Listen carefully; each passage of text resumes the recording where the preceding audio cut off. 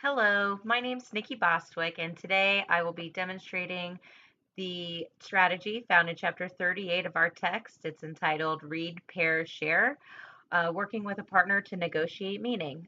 This activity is very similar to Think, Pair, Share, but this has the students reading and rereading their text with a partner to try to answer the traditional questions of who, what, where, when, and how.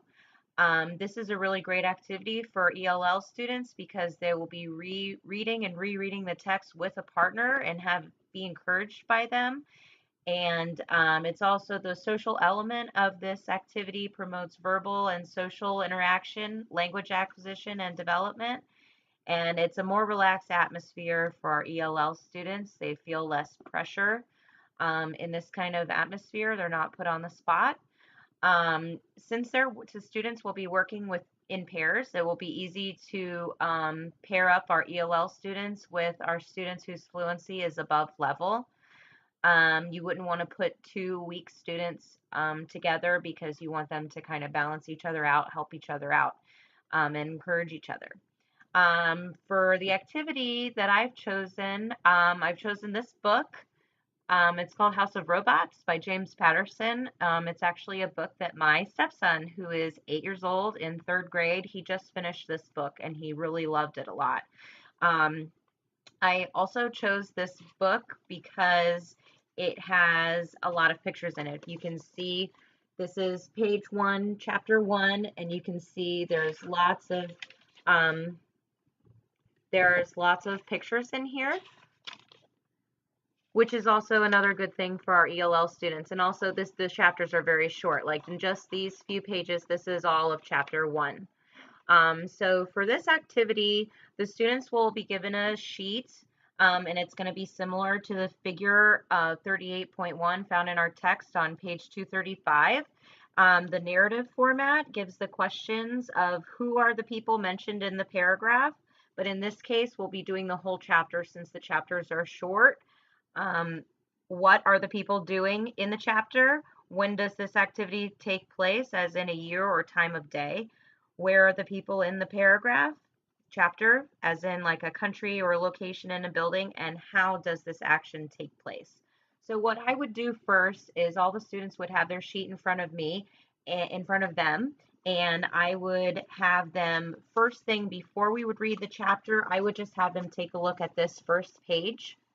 Because even for our ELL students, they may not necessarily know exactly the words that they're reading, but they can make some inferences from the pictures that they see here. Like you can see here that there's a house here, there's a bunch of robots doing work, there's a little guy right here. So they can kind of make some inferences from just looking at the pictures at first.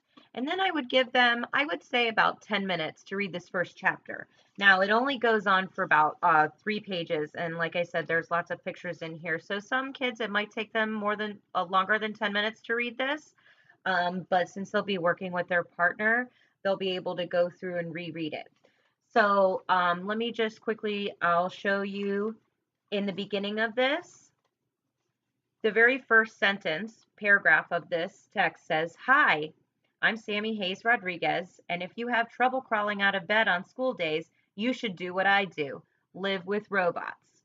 So, not every single passage that you're going to read is going to tell you exactly who you're talking about in the first paragraph. They might use descriptive words, and then you would need to rephrase your question of who, and by saying, from the information that you've been given, who do you think that they're talking about, just based on the information that you've been given? Or even like the question where.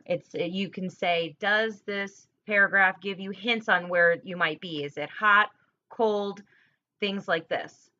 And so while the students are reading, I would be walking around the room, making observations, making little notes of them.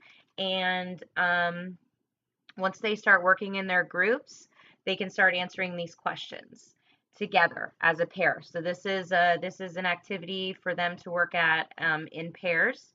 And after they were done doing this, then we would go back, all come together. I would go up to the whiteboard and we would answer our questions that way.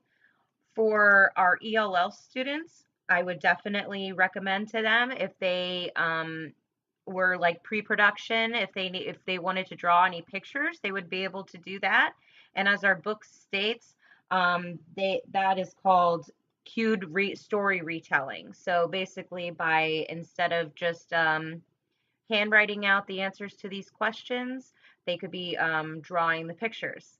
So read, pair, share, silent read together, and then going back with their partner, reading and rereading, answering the questions, and then we would all come back together at the end to talk about what we had just learned. And that's it for me. Thank you so much. Enjoy the rest of your weekend.